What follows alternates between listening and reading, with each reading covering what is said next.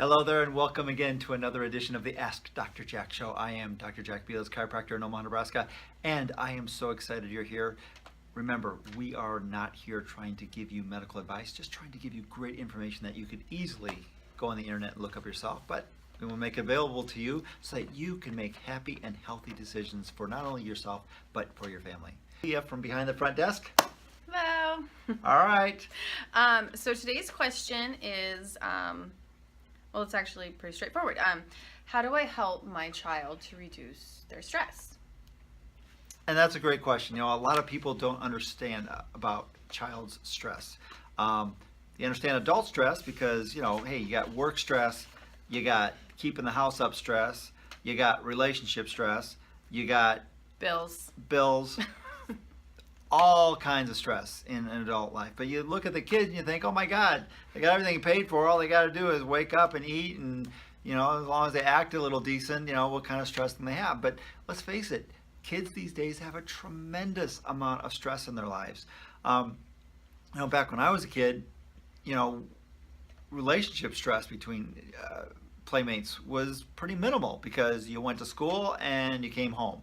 Maybe you went outside for a little bit, but you came home. Today, these kids are with their friends pretty much as long as they're waking up because they got the phone access, they got video game, they're on the headsets. I mean, these people are in their lives constantly. And that's just one of the stresses.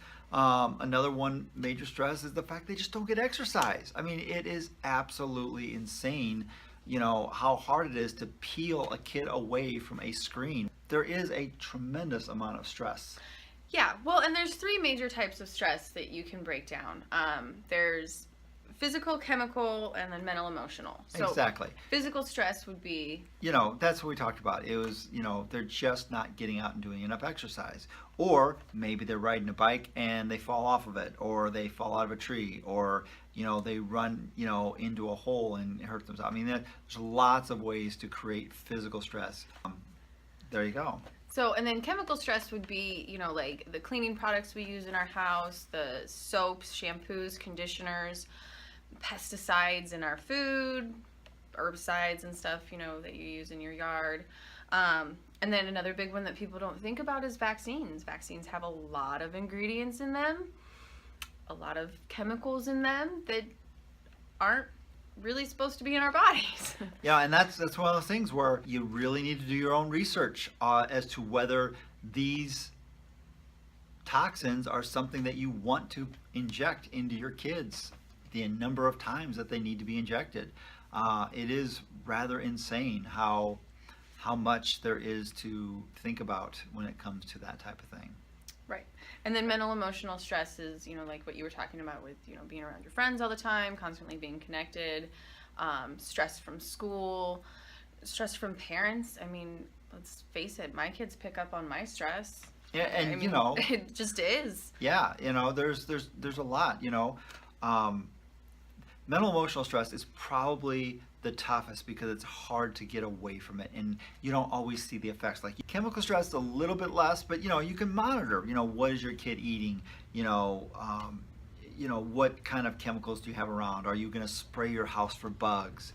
Those type of things. Those are easy to monitor. But mental emotional stress, I mean, we don't realize sometimes how much stress a kid has to undergo, especially these days with so many single parent families, and not only that, but teachers, wanting to do the right thing, but extra stress there. I mean, there's a lot of stuff that can create mental emotional stress. Definitely. So the question, how to reduce your child's stress? Well, kind of the number one way would be, see a chiropractor.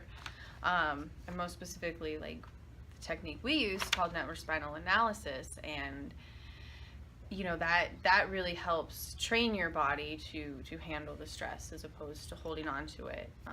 And that's right there the biggest part, especially with mental emotional stress.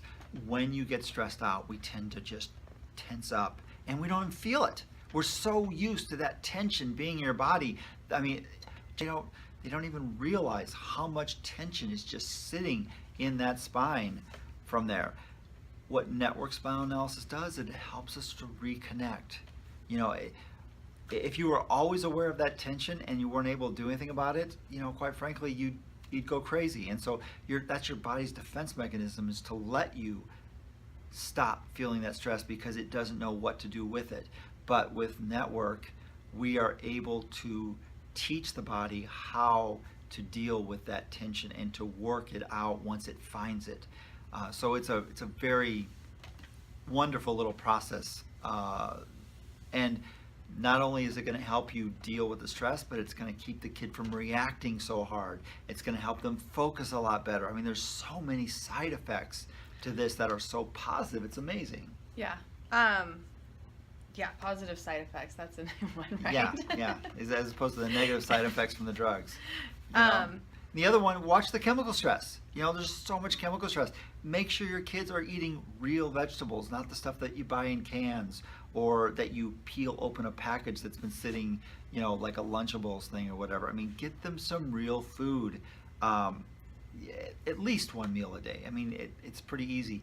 Another thing to really cut down on is grains. So many people are allergic to grains and we're not realizing it. But, you know, we grow up and we just think, well, for breakfast you got to have cereal, right? No, you don't need the cereal. I mean, it's something it's not necessary. There's plenty of options for breakfast besides cereal. And limiting or even eliminating the bread in a kid's diet can sometimes be a huge factor in reducing the chemical stress that a kid's doing.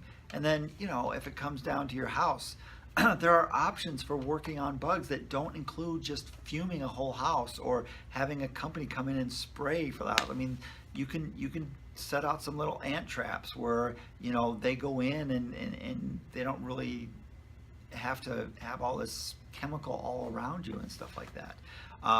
So there's lots of ways that you can reduce or eliminate the chemical stress in your kid's life. Take advantage of those things. Yeah. And physical stress, I mean, yeah, you can't keep your kid from riding a bike. You can't keep, I mean, you want them to experience life. So there's going to be some physical stress. But if they do experience a physical stress that's a little bit more than normal, get them into a chiropractor. Make sure it didn't cause some issues with that nervous system and maybe create future problems. So I think that's it for this episode of the Ask Dr. Jack Show.